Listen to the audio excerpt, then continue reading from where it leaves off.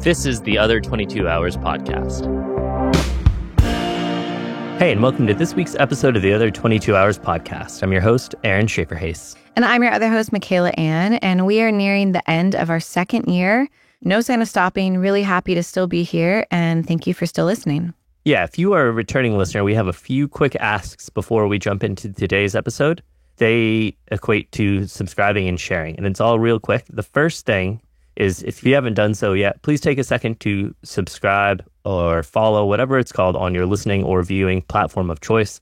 I know it's a played out thing to say, but it really just gives people that are browsing by, it lets them know that our show is worth 45 minutes of their time. The second thing to do would be just share it. Word of mouth, social media, however you heard about our show. Take your favorite episode, whether it's this one or one of the 86 others at this point. Share that the way that you heard about the show. As we say in this conversation, word of mouth and friend-to-friend sharing is the best way to learn about new things. And lastly, if you have found the show really helpful, it takes a lot of resources to produce even a small show like ours. And so with that, we started a Patreon. And it's a ever-evolving, ever-living, breathing organism. And we charge just one price, the cost of like a really fancy Dunkin' Donuts coffee every month to get everything that we offer, everything that we will offer in the future. There's a lot of things going on there. So if you're interested, there's a link below in the show notes. And one of the things we really pride ourselves on about this podcast is that we are not music journalists. We are musicians ourselves. So instead of thinking of these as interviews where we talk about how did you record your recent record, what do you do on tour, it's like we're sitting around the kitchen table late at night sharing the really honest realities of what it is to build a career around your art. Which is a crazy thing to do. Another thing that we talk a lot about in this episode. With that, we like to focus on the things that are in our control. Our mindsets, our headspace, the different things that we do to stay sane and inspired while we are hanging our livelihood on our art. And we've boiled that down to the underlying question for the whole show, which is, what do you do to create sustainability in your life so you can sustain your creativity? And today we got to ask that question of James Vincent McMorrough. James is an Irish musician and has a really incredible story. He's platinum selling, hundreds of millions of streams, has had a really extensive career. He's worked with all sorts of people like Paul Epworth and Kenny Beats, Lil Silva, Patrick Wimberly. He's performed at Coachella, Electric Picnic, Edmonton Folk Festival, appeared on Later with Jools Holland. But he has a really interesting story because he stopped touring for a solid 7 years and is now back at it for the first time. He went through a realignment. He felt like he wasn't grateful for this ability to have a career just based on art. If you follow him on social media, he's been on a little crusade lately to let people know, newer artists, younger artists, and also just the general public, that the industry didn't used to be this wild and based on gatekeepers being an algorithm and things being behind a paywall and it being very flashy. As to sum an hour and 15-minute conversation up into one thing, his approach has become a lot more holistic and it's a lot more community-based, and it's very in line with what our show is and the purpose here. And so without further ado, here's our conversation with James Vincent McMorrough. Thanks for taking time to chat with us today. No worries. Where am I speaking to you from? Where are you guys? We're in Nashville. Oh, right on. Okay. Yeah, how about you? I'm in a place called Greystones, just outside Dublin. Nice. Amazing. And it looks sunny. It's freezing cold. I've been away for the last month touring and it has been insanely warm. Like, I was in Nashville 4 weeks ago and it was crazy hot. Yeah. It's definitely like a dose of reality. I came from Mexico City where it was 30 gosh. degrees to here where it's 0 degrees. Yeah. So, yeah. We were over there last summer. Michaela was playing shows and it was end of May, beginning of June. And, we started in Glasgow and we packed sweatshirts and, we're like, oh, it'll be chilly. And it was sunny and hot. It was like the 1 month of the summer or the 3 weeks of the summer that it was just beautiful and hot. Yeah. Everyone was blissed out because they were like, you don't understand. It's not like this usually. And same with, we went to Oslo, Norway, and it was hot. We were in shorts and tank tops and people were like, it's not like this. And we were like, Yeah. wow. Yeah, I was not prepared. We're used to living in heat.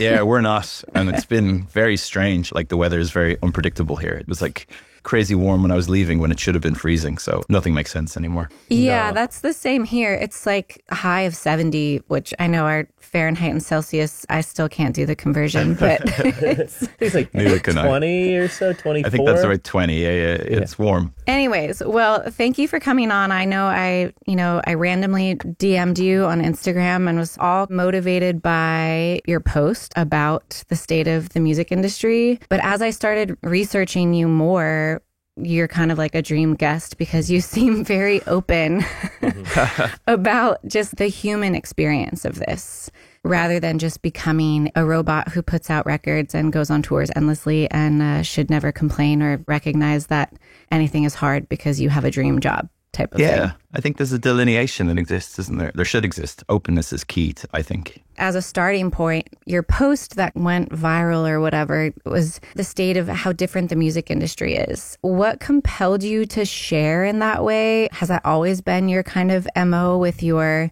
fans and the way that you share? Or was that kind of like a new stepping out? And what did that feel like?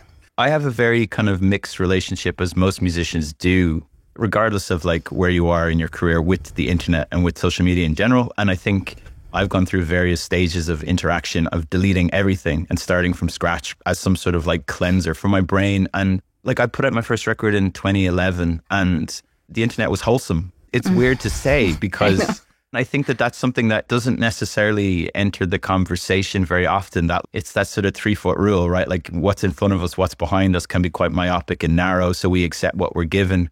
We all have a tendency to do that. I certainly had, where you just kind of go, okay, this is the reality. I have to deal with it. I have to work within it. But I found it more and more frustrating. And I was like, well, that's just my experience. I'm just one person. And then as I was working in the studio with a lot of newer artists, people that you would expect, because this is what the industry tells you they need to do, that they would be grateful for the opportunity to have to constantly be online, constantly be creating, constantly have to make content as well as the music that they make.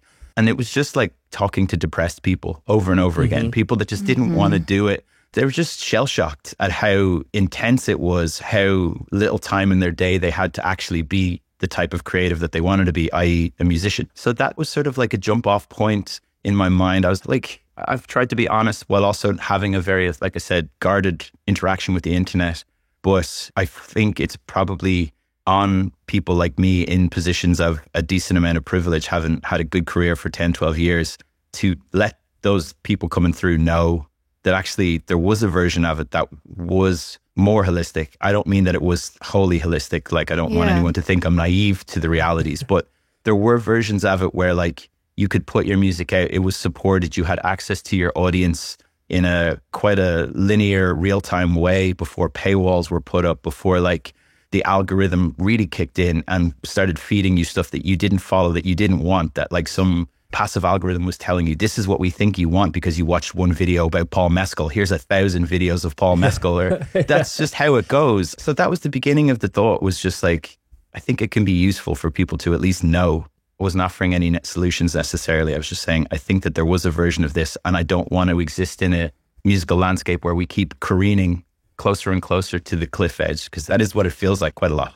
Yeah, it feels the same here. You know, the thing that I hear from a lot of these conversations we have, it's like the algorithm is very skilled at what it does. Creating the content that is successful within that algorithm, there's a lot of creativity to that. Yeah. Unfortunately, it's not the creativity that us as musicians have spent our lives in developing. It's very easy for us to equate the response from social media and the algorithm and the reach and all of that as a direct reflection of our art and the quality of our art. And it's not that. You know, when something goes viral, it means that you're good at the algorithm, not necessarily that your music is good. Even the word viral, it's such a problematic word to me, because a song isn't necessarily successful anymore. It's viral or not viral. And I just think how horrible that is. The reason I felt compelled to speak was because I'm not a kid coming through having to be in meetings, talk about those words and feel that feeling of pressure, of the weight of stats. I think I said it in my post that like, I think my first song came out on iTunes in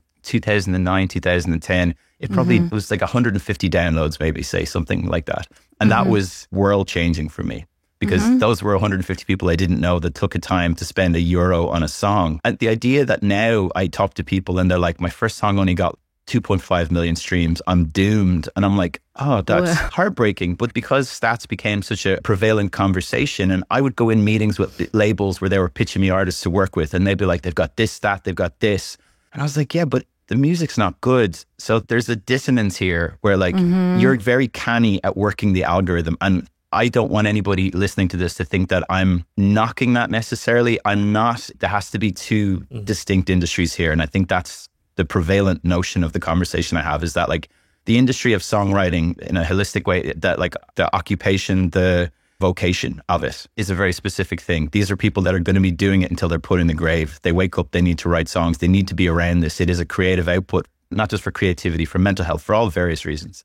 Those people have to be supported. If there are people that want to make a bag in a short term, fine. It's the music industry. It's a cynical industry. So it's not about saying, fuck those people, they're the worst. It's like, if that exists, that's fine. But auto-lumping everybody that comes through into that latter column of people that need to work the algorithm, that need to figure out a way to go viral in some lateral way. Like if I could just sing enough covers on TikTok, and then maybe if one goes, here's my song. Yeah. That's horrible. What a horrible thing. Because if people don't like your song and they're like, no, stick to the covers, what does that do to someone psychologically that's just starting out? Like they might never get a chance to be as brilliant as they could be. I kept thinking about it. I keep thinking about it. And I'm trying to talk about it as much as possible, because all of these people in the other 22 hours, like I had this one kid come out to my house to work, and he was like, do you mind if I like dip off for a minute? I have to like record a bunch of videos. That's what he's doing in his 22 hours. I don't mind if he spends an hour doing it, but he was consumed by it in such a negative way, and my heart broke for him.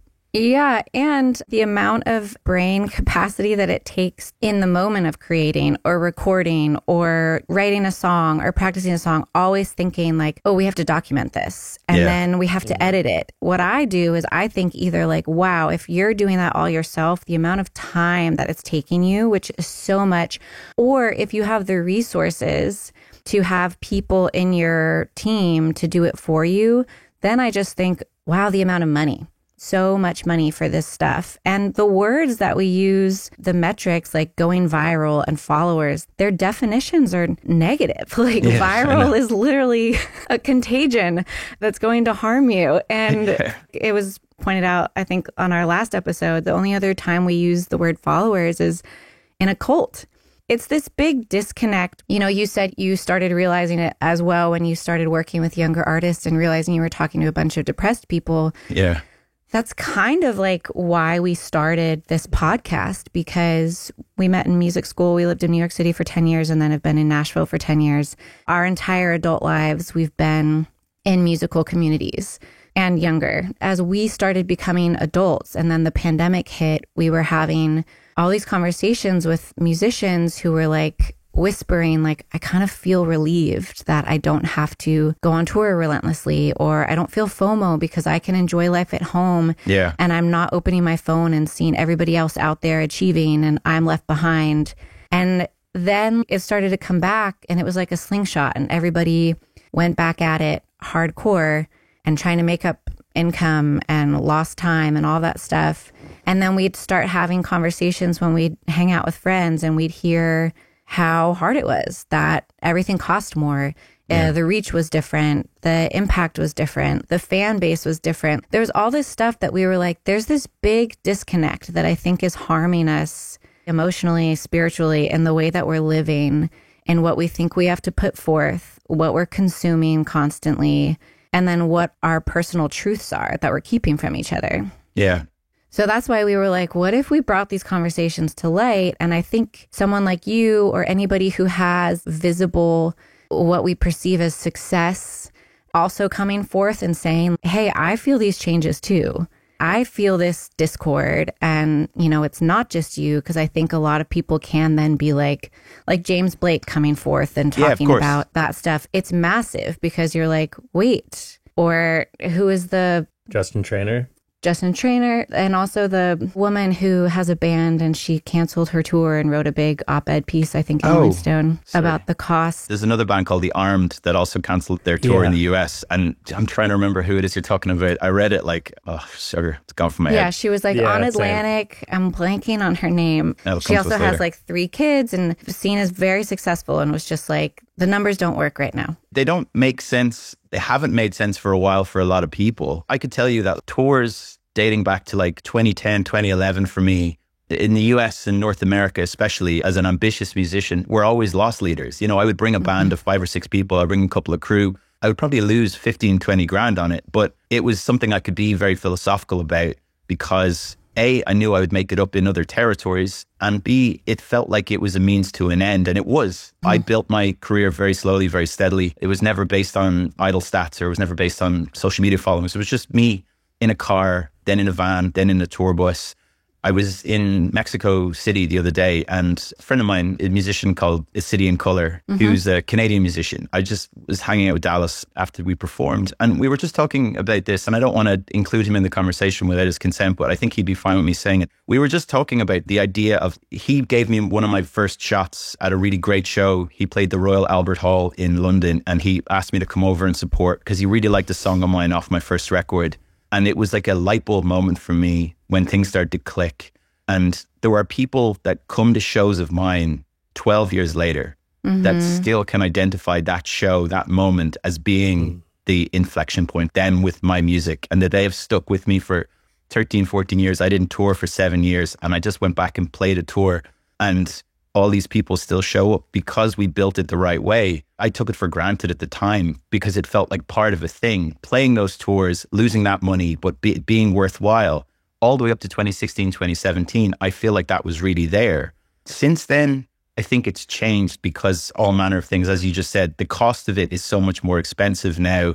Streaming was such a boon. It, like you talked about during the pandemic, it's such an interesting time because we all defaulted to the internet because we had to. So streams skyrocketed, which meant I made money during it. Not touring was okay.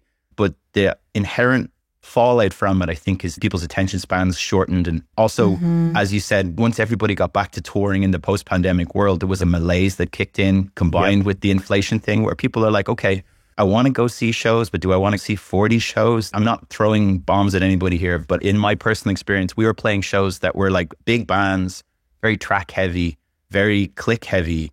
And what I found was crowds were disconnected because they were like, I could just be home listening to basically the album version of it. For this tour and this year, we binned off all click track. We went from ear monitors back to floor monitors. We went from a 6-piece to a 4-piece. And it was very much building stuff from the ground up that it was like watching crowds lock back in again. And I think there's no coincidence to all those things. There was that steady rise up to 2016, 2017, where there was symmetry between touring, streaming.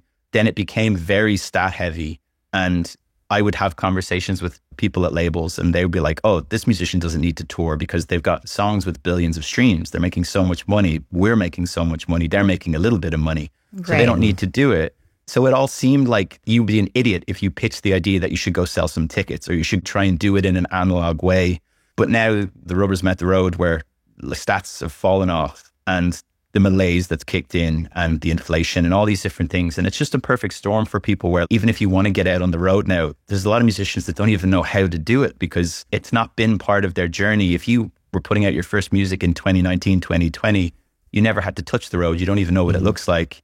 And you got away with it because the internet was very good to you. And now the internet is less forgiving, less offering. Instagram, all these people put all your fans that you spent years building behind a paywall. Again, it's the heartbreaking nature of it where like I can speak to musicians, my peers, and we can talk about those good times like it was 1,000 years ago, even though it was 7, 8 years ago. Yeah. Because it seems like 1,000 years ago that was an expected thing. You put on a tour, you lost a little bit of money, you made money elsewhere, your music streamed, your music sold. It all had this sort of like symmetry to it. And now there's just zero symmetry. Yeah, absolutely. The thing that rings in my head hearing all of this is talking about, in essence, having a live show that is human, kicking away the tracks, kicking away the click. And it's human and it's fresh and it's in that room. It's the beauty of the art form that is live music. It's right there in that moment between the audience, the intaker of the art, and the people that are making it that is so unique to live music. And that's an experience that I think people feel viscerally. You can analyze it in your head. You can be like, wow, that was an amazing show and all that. But it's something that you feel and it sticks with you. To me, that makes longtime fans. That equals to me longevity, which is essential to having a career that you can measure in decades rather than like singles. No matter how viral your song or video on TikTok can go, at the end of the day, it's somebody on their couch or in the bathroom watching your video, and that's that. And how deep is that connection with that fan? You know, are they going to just jump on the next Tom Petty cover that they see that shocks their day? Or yeah, it's an inherently passive interaction, and that's what it was designed to be by tech companies, because exactly, tech is like a flow through. Everything that they do is designed to keep you locked to your phone, but in a very like brief way. We talk about doom scrolling. Doom scrolling now kind of applies to music a little bit as well, because it's been subsumed into it, but that's never what music was. There was an intentionality to it. I say it on tour and it resonates with people, and that's the reason I've been talking about it, is because when I do shows, I say to the audience, I'm like, I've never been anti people filming, because my whole career has existed on the internet. So like, it's just a very specific version of the internet. Like, I put out music when I was in college on MySpace, and I got a publishing deal off of MySpace that I'm still on today because people reached out and spoke to me. So my interaction with it has been very deep and very real, but the intentionality was different. So the thing I tend to say is, if you are filming, just send it to someone. I don't even know what that means, but I'm just like, just send a video to a friend. Like, I never send stuff to people. I'm never like, I'm at this show. Look what I throw it up on Instagram. I throw it on TikTok, whatever. And it exists and it's gone. But I feel like I've done something. I've marked my time. That's where I was. But I feel like there's more worth and value in a thing if you send it to one person or send it to two people and say, hey, here's a song that I think you would like. Here's an artist that I was at a show.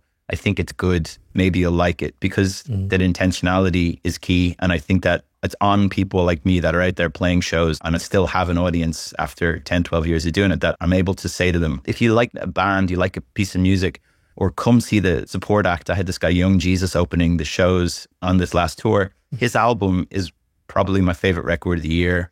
Not enough people know about it. And I was like, come here, watch him. I would go up and play with him during his set, because that would mean more cameras came out, more people filmed it, and it's better for him. And because again, opening slots were my lifeblood. You probably had similar experience where like opening slots were free shot at an audience. That's again, not as prevalent as it used to be, because promoters go on stats, they go on different things. So intentionality is the word. Yeah, and intentionality, like you said, building of community, because openings, for example, can be so incredibly helpful.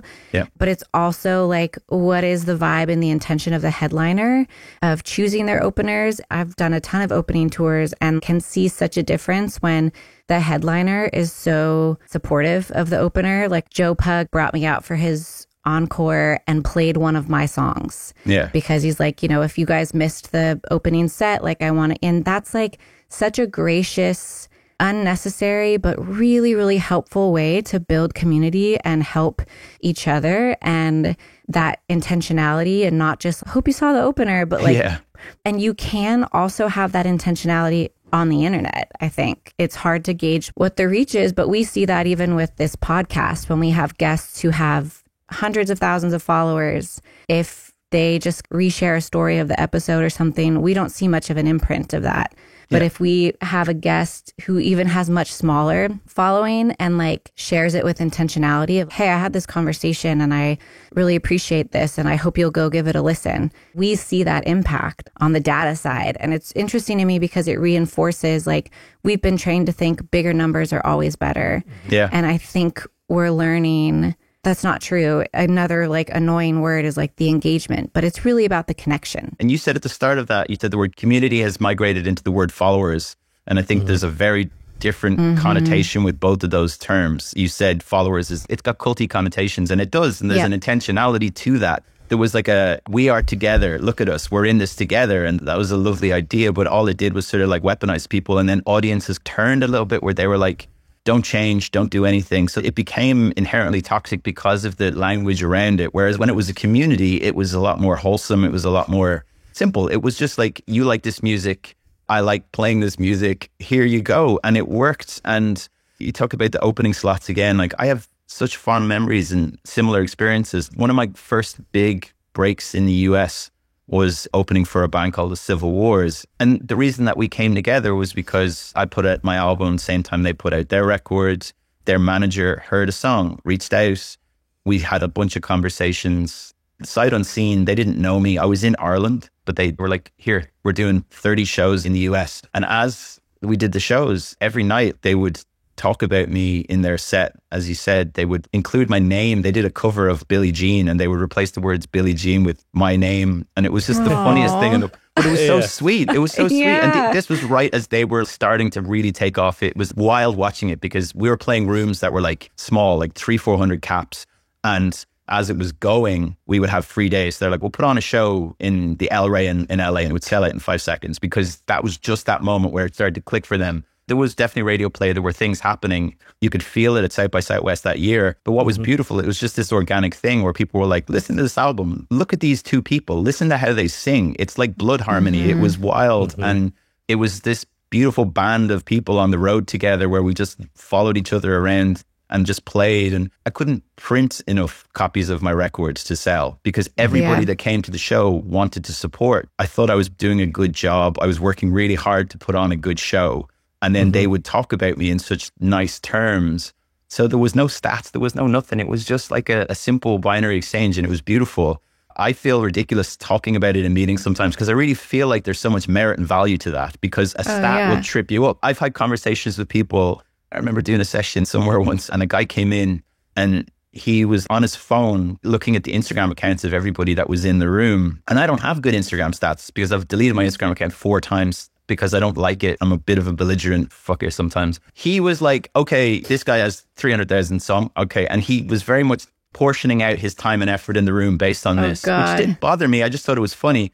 But then the next day he went home and looked at Spotify and then he came back and was like, okay, I need to talk to me because my Spotify stats were really good. And I was like, that's crazy. You should just go in a room and just talk to people. And that was the first inclination I had. That was around 2018 that I was like, oh, this is shifting. We're now very much basing our ideas ahead of time based on a number. And I do it too. I go on Spotify and I'll inherently go to the most popular song on someone's top 5. And it's stupid. You want to think you'll go deep dive on something, but you won't. That's okay. I'm not judging that. It's just nature of life, right? It's the getting deeper thing that's been lost and that I'm very taken on. How do we get it back? How do we get back to that simple notion of music being this important thing in people's lives and not a passive thing? It's a double-edged sword on numbers and data, right? Like it can be so helpful because it's emotionless. A number is a number and it's a set thing. You know, it is what it is. It's very objective. But then it can also, just like you were saying, it can subconsciously or consciously change your attention, change your perception, change your viewpoint.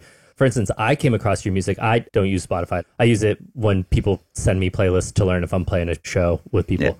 But I use Apple Music. So there's no numbers. You know, there's the top songs and all that. And I came across your music on Apple Music. I was like, this is great. I love it. I loved your songs. I loved the way they sounded. They were recorded, all of that.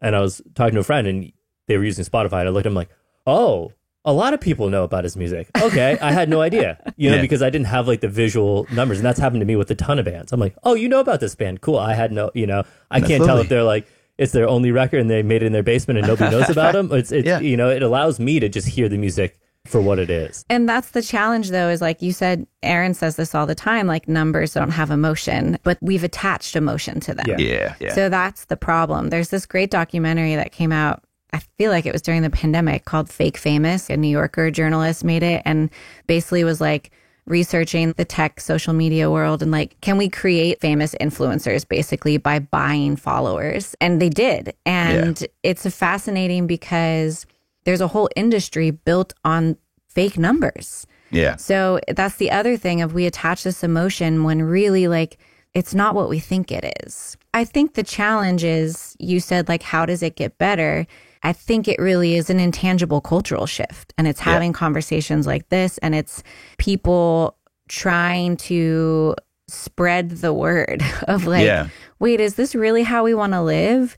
But it takes so much conscious energy to change your mindset when these apps drive our industry. So it makes us feel like this is how we survive. This is how we get to do what we want to do. This is how we convince people that we're worthy of investment, because it's not really based on, can I write and play a pretty song? Because there's tons of people doing that. And it's really trying to go back to basics of valuing like, okay, if I play a show, even to 15 people, 100 people, 500 people, whatever, am I connecting with those people and building long-term relationships with them? Yeah.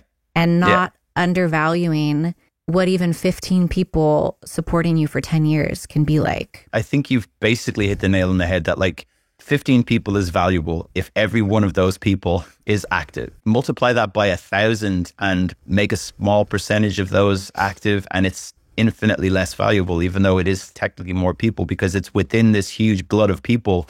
You might not even be able to get to them because, again, an algorithm might be blocking you from them. So like the one thing that I think about is this is an industry. It's a cynical industry. I see the industry shifting and pivoting because it has to, because the business model is failing. The business model that they have built towards, which is stat-based, is failing. Mm-hmm. And I know this because all of those meetings that I was in 2-3 years ago, even where I was talking to people about these artists and saying, are they playing shows? And they would laugh at me. They'd be like, no, they're not playing shows. Like, we're in the studio. We've spent $800,000 on studio sessions and we've got one song that's got 150 million streams. Why would we play shows?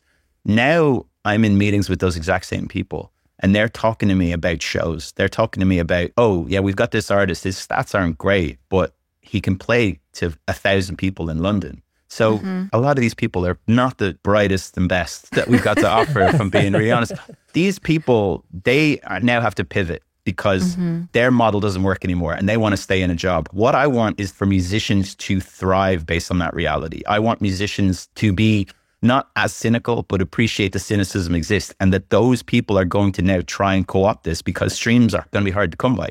There are infinite examples now. You look at, there's a band called Lankum, a great Irish folk band that, if you looked at their numbers, they don't have great numbers because they're not a massively prolific streaming band, but they sell out every venue they play. When we were in Brooklyn the other night, I was doing 2 nights in town. They were doing 2 nights across the road from me. And these are big numbers, big tickets that they're selling, but their stats wouldn't reflect that. So if you were someone that was incredibly superficial and stat-based and you looked at it, there's so much more depth to it now. And even there's things like, look at McGee, can't sell enough tickets. And his stats are great. If you're like looking at it, you're like, these are great, but they don't line up with the tickets that are being sold. And people are starting to catch that. Like industry people are starting to catch that they're like, oh, you can have 1 million streams on a song and you can sell 1,500 tickets in New York. They're going to try and figure out how to weaponize this and make it valuable to them because they need to keep their jobs. What I want is for musicians to own that, to keep that, and to appreciate that if I could just get a song to 300,000 streams and I could do it the right way, yes, I might not make a lot of money on that song, but if I can make the music at the right price, which again, it's an industry, we have to talk about these things, that if you're spending 10, 15 grand making a song and it does 1 million streams and you've made 4 grand off it, if your next song costs the same amount, the label are chucking all that money onto the second song, the third song, the fourth song. Before you know it, your song has to do 100 million streams to even come close to a break even. That's a crazy model. I keep pitching this idea of like proportionality where like, you know, make a song for like nothing, make it on your laptop, learn how to do it yourself like I did. My first album cost me €0 because I didn't have anything. And that first album sold in the end like 200, 300,000 copies on an independent label. But it took 4 years for us to do it because we just kept going and kept grinding and kept waiting for those moments of inflection. But because the album didn't cost anything, 1,000 albums was life-changing to me. Like I was living off selling 1,000 records. I was happy. Trying to get back to that idea that like, even in the modern context, even with streaming being so snappy and the attention spans being low and everybody in the industry saying like, maybe make your intro 4 seconds rather than 8 seconds because people's attention spans, stop accounting for that. Stop moving your music, your creativity to wherever the industry says the prevalent model is because it's failing. Make your intro 40 seconds long. If it's the best goddamn intro you can come up with, stand by it, believe in it. You'll find those 15 people. And if you can play a show in front of those people and you can print vinyl or you can do whatever, or even just go and I used to do shows for free and I would just sell merch, t-shirts. I went to Germany and did a tour where I was living on people's floors in the worst squats and crazy stuff. But I was playing shows to like 80 people a night and probably half the crowd would buy something off me. So I came back and I'd made some money and it was valuable and it felt worthwhile. And seeking the worth and the value in those tangible things, I think is going to be the game changer for people. That's just my feeling talking to people and my sense because of the 14, 15 years I've been doing this, that those things that I thought were valuable became valueless because the industry told me they were valueless. They were like, they don't matter. The first day I signed to Columbia Records, the first time I had a big meeting with them was the day my back catalog passed 1 billion streams, which was a life-changing moment for me.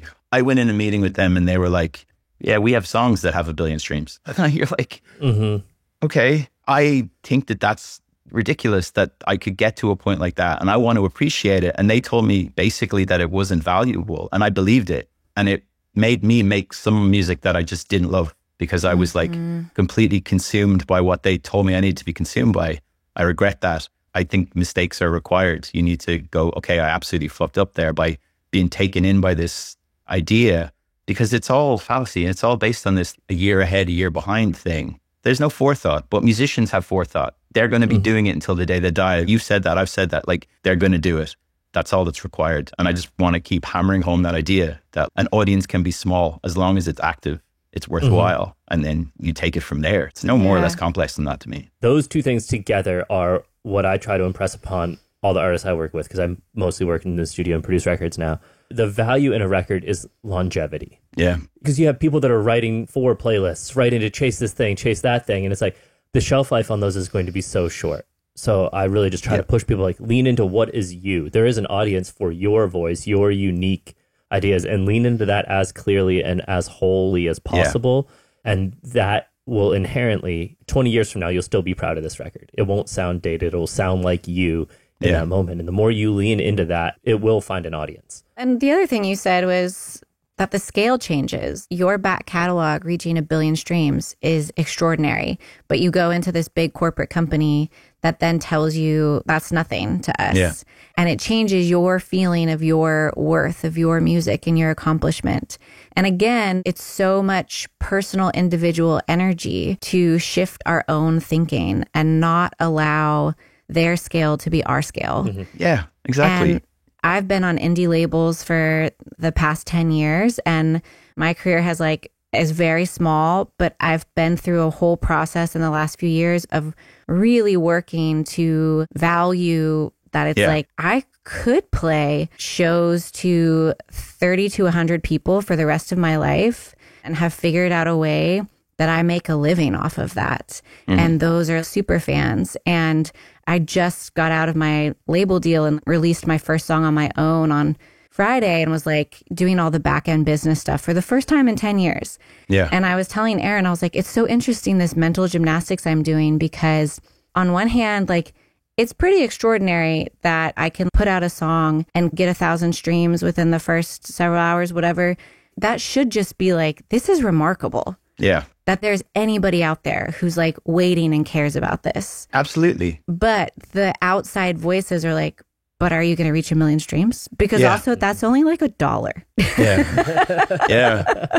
It's a complex set of emotions that come with it. I'm aware as I'm having this conversation that, like, anyone listening and me saying there's something a little bit maybe oxymoronic about the way I'm speaking, because I'm saying don't value stats and then I'm throwing out stats of my own as if they're valuable. And I wanted to be clear that in case anyone's listening and being like, he's dropping a lot of stats, it's not a flex or in any way. I didn't set out to achieve those things. I woke up in the morning and I thought about making music. And when things started to get shit for me in terms of my mental health, how I perceive myself within the industry, when I made decisions that I would take back 1 million times over in terms of the people I align myself in to work with, it is when stats and when the notion of what do I need to do? Where is the industry? Where's the zeitgeist? How do I chase it? What do I do? That was when I made all my mistakes. So I know for sure that when I achieved those numbers that I've thrown out in a passive way, there was nothing passive about it. It was chasing music. Those songs were not written to succeed on any other level than a creative level. I wasn't sitting in my house when I made my first album thinking, okay, yeah, the song is good, but like, should I pare down the intro or does it have enough choruses? And I had fights when my record did end up on a label, when I licensed it. I had a radio plugger and he was like, we need to chop it up. We need to do this. I was like, fuck off. Like, just leave it be. And he was right. Those songs did not get played on the radio, but I was right, because those songs are the songs that ended up being the ones that have lived with me for 14 years since that album came out. So chasing a very linear, very in the moment thing. And I was chasing songs and I was unwilling to compromise those songs. I was unwilling to chop them up and have anyone hear a version of it that wasn't what I wrote and what I intended. So the intentionality was key for me. So when I talk about those stats, what I'm saying is that I got to those not through chasing it. Once you start chasing it, it's almost game over before you start, because yes, you might get there, you might achieve one of those stats, but the nature of how you achieved it might be inherently frivolous or passive, which means that you're going to have to work so hard to then try and make a career out of it, which is just going to up your stress factor. You're going to go play shows where like you might catch a little wave or you might sell some tickets, but then the wave will ebb very quickly. And I've say this out of experience. I've been in rooms with musicians telling me these things where they've had these viral moments and they've been like, oh, 6 months later, they're like, I hear crickets. What's happening? And it's because they didn't get a chance to build it the right way. They built it based on stats. They built it based on waking up in the morning and chasing the zeitgeist. And once it happened, they had no clue what to do. They couldn't go on the road. They didn't know what to do with their hands. It's just all of the parts of being a musician that I don't know your guys' musical history, but I sense that you're people that learn how to write songs in a very like linear fashion, learn how to play them, probably got on stage. I had terrible shows. Oh, yeah. I suffer from pretty serious anxiety, especially when I was starting. And I'm so grateful that in like the late 2000s, it was just like my first year putting out music was the first year people had iPhones, but they held like 10 megabytes. So no one was fucking filming me, which was great because these were some dog shit shows. I was nervous. I couldn't play guitar and sing together. I would stop playing guitar and I'd be like, oh Jesus, I'm singing, but I'm not playing anymore. And it was horrible, but it was necessary. And I got to make those mistakes in private, in the privacy of opening for like someone that had a few hundred people in a room. But there was like okay, I'm going to live in that moment, but the moment's gone. And now I get to learn from it. And now people fuck up and they make a mistake and everybody's there to witness it. Yeah. It sounds very grand to be like, I think these conversations are about the survival of the music industry, but I think that they are, because if one person listening to this is like, okay, I'm going to change my thinking. And in the wake of those posts that were the inception point for this conversation, I couldn't tell you the amount of people that were reaching out to me just to say, I'm going to do it differently now, because I never even considered the notion that there was an alternative to what's being forced down my throat. There was one person that said something that a lot of these things really broke my heart, but was just talking about the anxiety of waking up every morning knowing that he needed to engage with social media and that a day, 2 days could go by and he wouldn't make any music because he was having to be like, okay, how do I keep this train moving? But the train wasn't a musical train. It was like a content train. So knowing that they don't have to do that is super important to me. And I think because the model doesn't hold for it anymore, I think there's a window of opportunity for people to pivot back to the important stuff. Because if the model was still making sense, then people will be listening to this going, we're just going to keep doing it. Like this is a gold rush. The gold rush is over. The gold rush is over. Like all these labels, there's still songs that stream and the people make arguments. They go, oh, look at something like Chapel Roan. And I'm like, there should be 20 Chapel Roans. There should be 20 musicians at the minimum that make a great piece of music. They put it out and for a year, people don't pay attention. And after a year, it starts to build. That used to be not the norm, but it was definitely way more prevalent. And people don't know that. And I think they need to know it because it helps to know.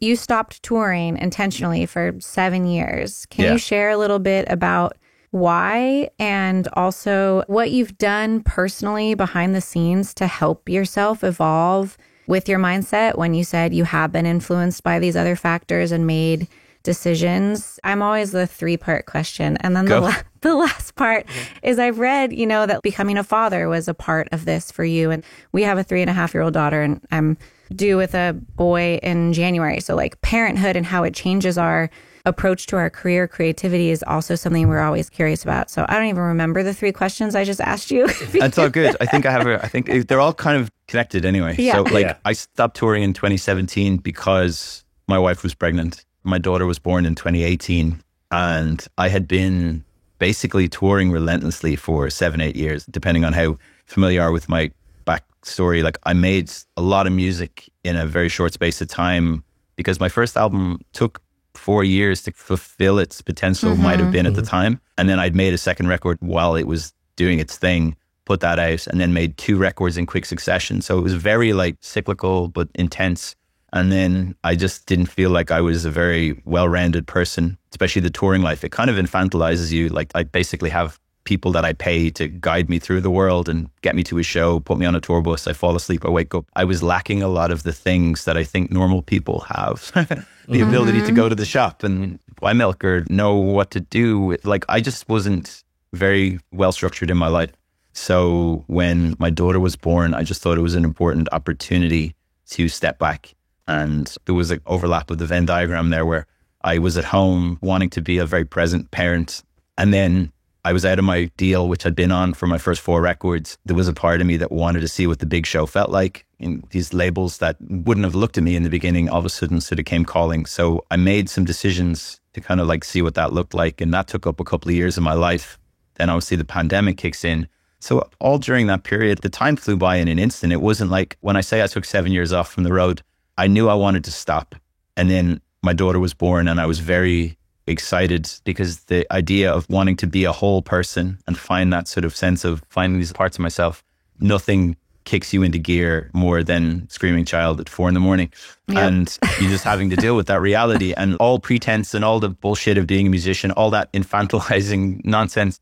Who gives a shit? My daughter didn't care. She needed to be taken care of. We had no clue what we were doing. It was chaotic and I didn't make music or do anything for 6-7 months. And then I signed with Columbia and was making music in that period, but it all felt like a bit of a drift. There was definitely a moment where I kind of thought, maybe I just will stay home because the industry was shifting, because I had sort of made some music that I just didn't feel very locked into because I was just listening to the wrong voices in my head. So the period of 2020 to 2022 was a lot of like self-reflection, like everybody on the planet really, right? So like I was hardly alone in it, where I just sat and considered what I wanted to do, how I wanted to do it. And then the last couple of years, I've been slowly rebuilding the version of myself. I don't think I appreciated a lot of the stuff that happened in those first 6 or 7 years. And to try and get to a point of actually appreciating in real time. Because again, like you said at the start of this, that like a big part of this is like people read these stories of musicians going, oh, it's hard. And they go, fuck off. Like you get to do the thing that you want to do. And I do. I'm aware of that. We all do. We get to do it. Whatever degree or level we get to do it at. Musicians find contentment in it in a total way. It's not, oh, if only it was like 50% more successful, I'd feel more. No, we do it because we love music. And the fact that we get to wake up and do it. I don't think I was grateful for that. I felt like it would be incredibly smug of me to go through the rest of my life and not feel a sense of pride in real time. So I've been trying to find a version of myself that could go on the road and play shows and actually enjoy it and be happy and not constantly thinking about, oh, cool, you know, we played that venue, but now we got to go play this venue. Because that's the conversations. That's the way it goes. The industry is a vicious thing and it just eats you up when you get caught in that. That's basically been my 7 years of just trying to rebuild myself a little bit. It sounds very dramatic when I say it, rebuild myself. You know what I mean? No, like, it's a realignment. Yeah, for sure. How does it feel now that you're back on the road and back kind of in the churn of everything? The reason I can go on a podcast like this and the reason I can have these conversations is because I can stand behind the reality that it is a better version of it now than it has ever been for me. I didn't know what to expect. I am not someone that exists in a universe where I think I can go away for 7 or almost 8 years and come back and just pick up where I left off.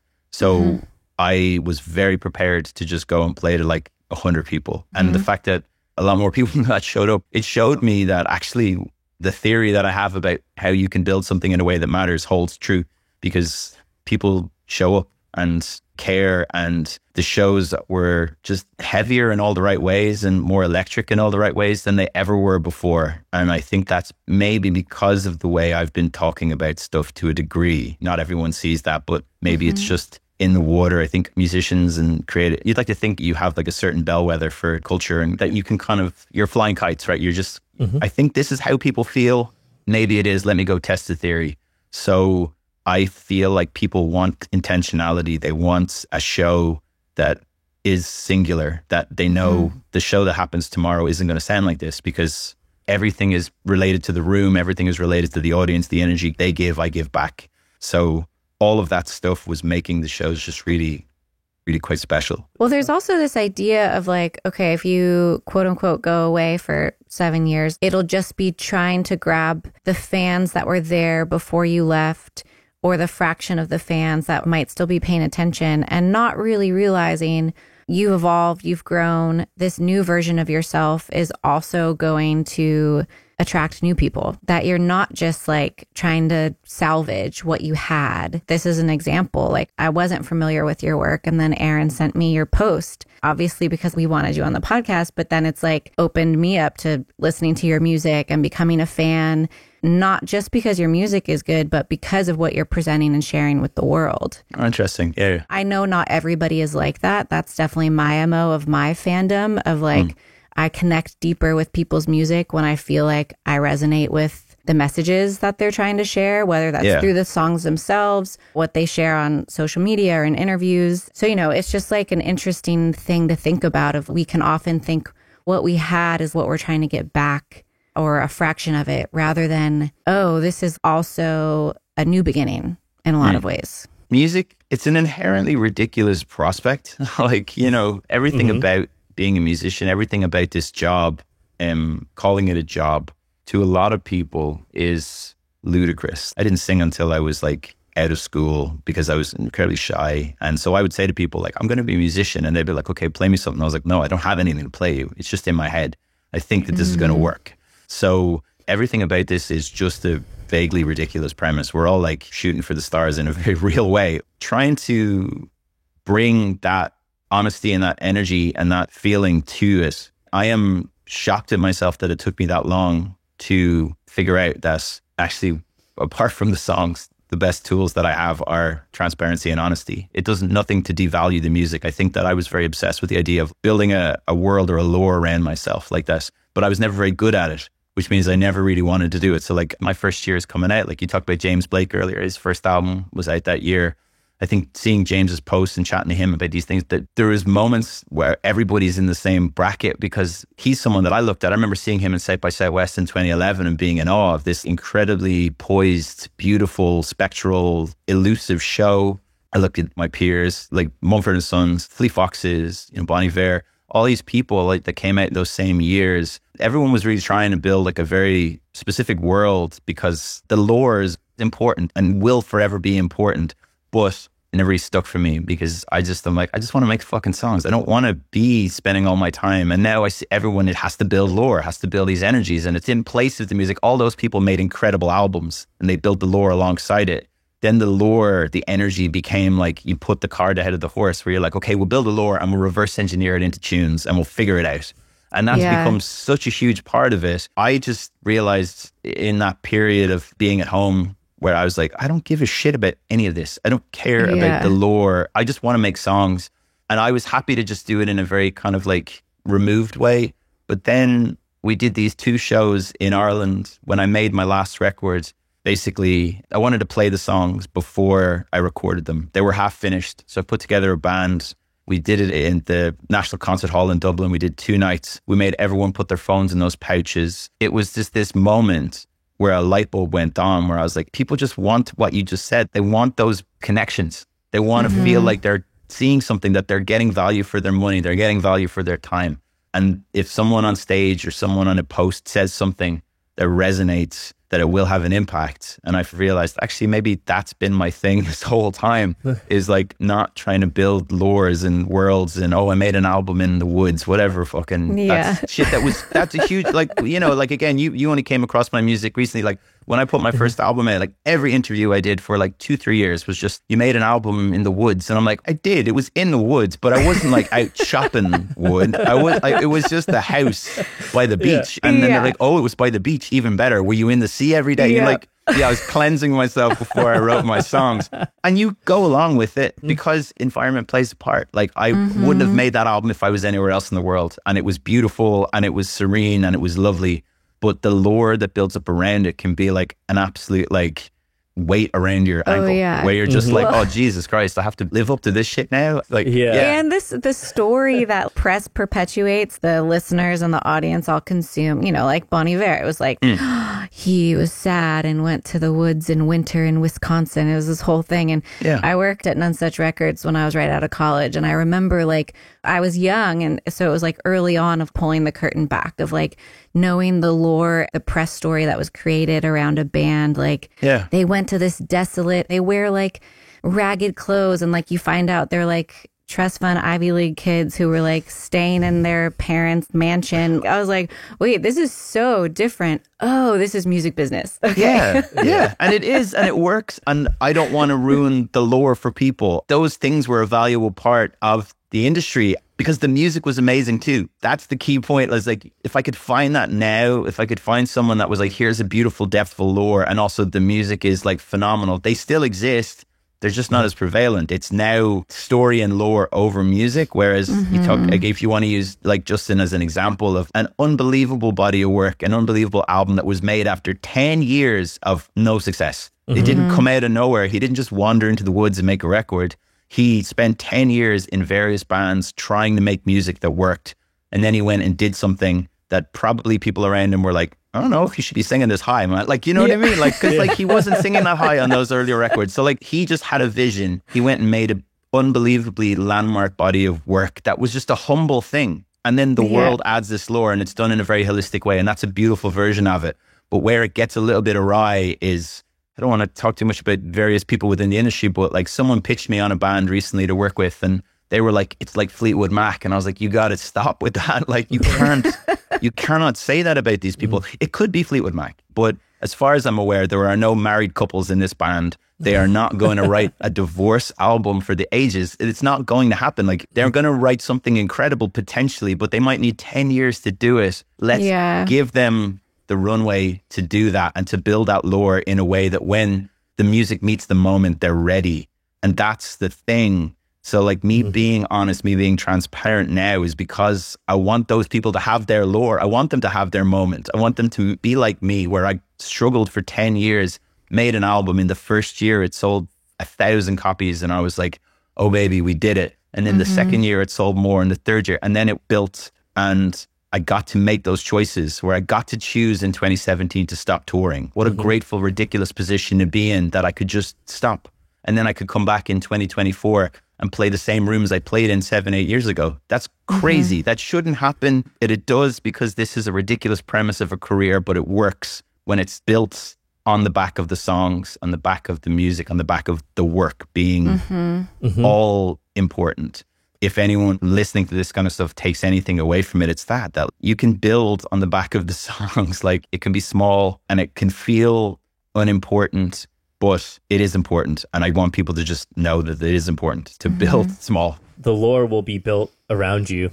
Yeah, those things. Like my favorite songwriter of all time is Neil Young. But at the time, if you read reviews of those records from like the 60s, they're just like boy band nonsense. That's what they thought of those early Crosby, Stills, Nash & Young records. The first Neil Young records, they weren't loved. The lore wasn't there. People were just like, this is just frivolous West Coast stuff. He's not even from the West Coast. He's from Canada. Like all the reviews were scathing. Those albums are life-changing. I came to those records with no notion of the lore, of anything, of the reviews, because I wasn't on the internet seeking out like Rolling Stone's snarky review from 1967 of some record. I was just like, this music is incredible. I want to know more.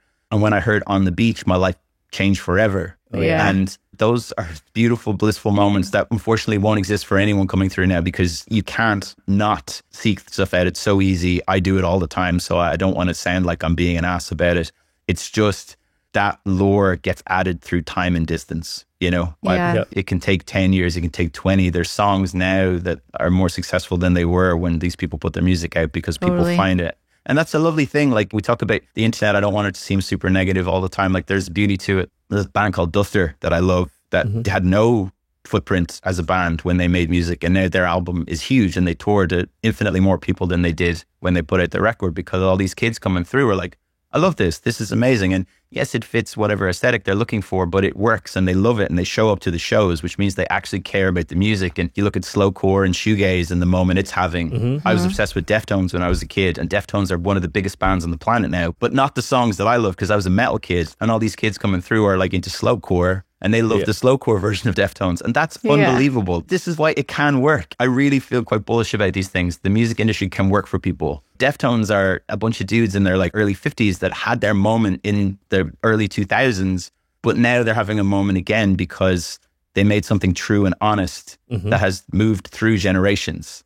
And that's a thing. They weren't sitting in rooms going, oh, I think in 25 years time, these shoegaze versions of us are going to be like super popping on the internet. They're going to be big on TikTok. Yeah.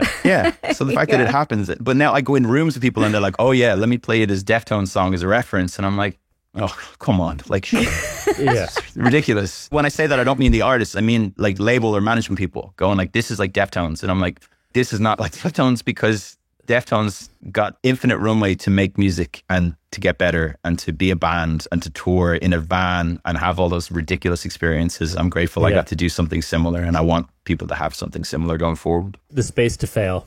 Exactly. Yeah. Beautiful way to put it. I don't know. I feel very strongly about this stuff. I sense you guys do too. I think anybody with any kind of responsibility or sense of responsibility towards music or the industry, or anyone that has an experience that feels sustainable, should be having similar conversations. We can take the opportunities. I'm grateful for my opportunities that have existed because of the internet and because of streaming, because of social media. None of that is discounted because I'm having those conversations. It's just, there is a version of this that can be better for people. I know that can 100%.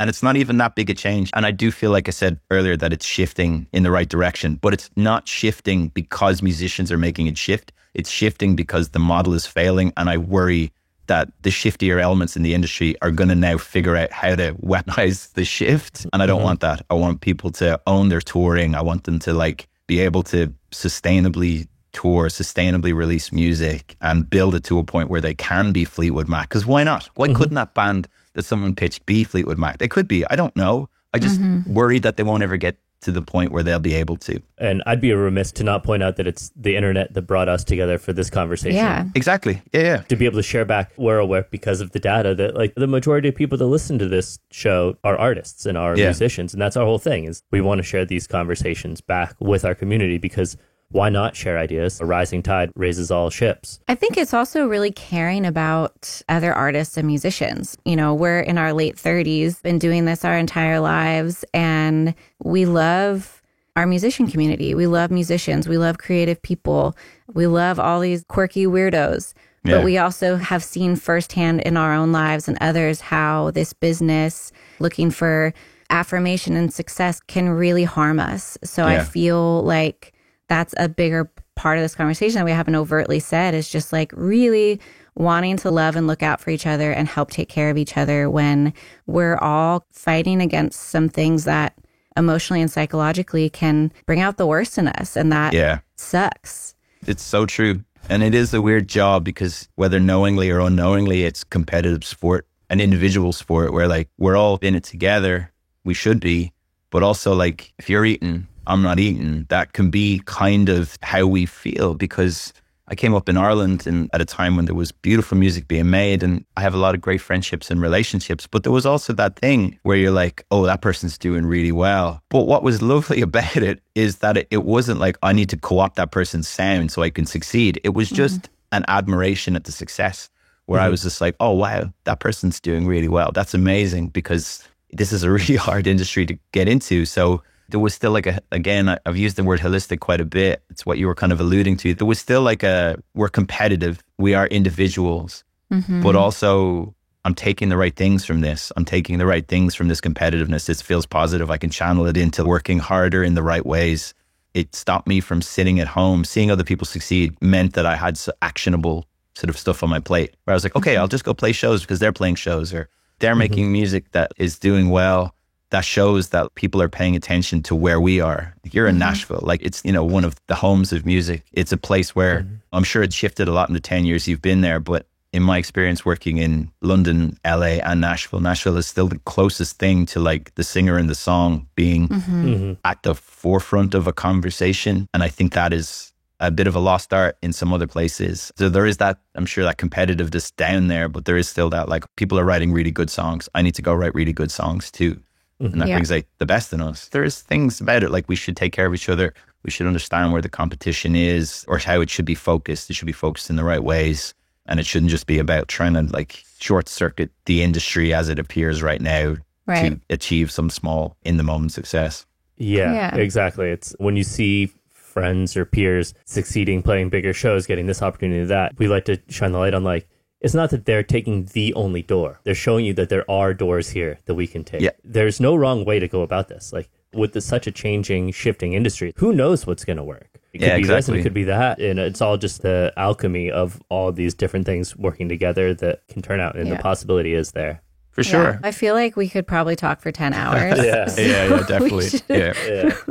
We should wrap this up, but really lovely to get to chat with you and meet you. Thank you so much for being willing to come on and share so much. No worries. Hopefully next time you're in Nashville, we'll get to make it out to one of your shows and meet you. Absolutely. I look so moody as well. I love know. how like spectral and like intense I look. It's all like uplot. It's very Halloween-y over here. So it's giving absolute Halloween. It was really lovely to speak to you both. Yeah. Hopefully like meet in person in the near future. We'll keep in touch. Cool. Early. All right, James. Thank you so much, man. It's great talking Take care. to you. Bye. See ya. Bye. Hey, real quick before we wrap up today's episode, it takes a lot to produce even a small show like ours. So if you enjoyed today's episode, please consider taking a minute to check out our Patreon. There's a lot happening over there, all with the intent of growing our community and offering you more resources to navigate a career based on your art more sustainably. You can learn more at the link in the show notes below. Thanks for being here with us, and we'll catch you next time on the Other 22 Hours podcast.